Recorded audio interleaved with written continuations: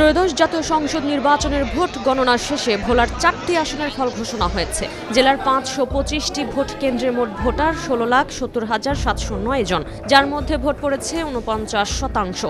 সব মিলিয়ে লড়াই করেছেন মোট 28 জন প্রার্থী, যার মধ্যে কয়েকটি আসনেই বেসরকারিভাবে নির্বাচিত হয়েছে বিএনপি জোটের প্রার্থীরা। ভোলায় এক আসনে বিজয়ী হয়েছেন বিএনপি জোটের বিজেপি প্রার্থী ব্যারিস্টার আন্দালিব রহমান পার্থ। গরুর গাড়ির প্রতীকে তিনি পেয়েছেন 1,04,462 ভোট। তার নিকটতম প্রতিদ্বন্দ্বী জামায়াতের অধ্যক্ষ নজরুল ইসলাম পেয়েছেন 72,473 ভোট। ভোলা 2 আসনে বিজয়ী হয়েছেন বিএনপির প্রার্থী হাফিজ ইব্রাহিম। ধানের শীষ প্রতীকে প্রার্থীর ভোট সংখ্যা 1,21,005 ভোট। বিপরীতে নিকটতম প্রতিদ্বন্দ্বী জামায়াতের ফজলুল করিম পেয়েছেন 93,498 ভোট।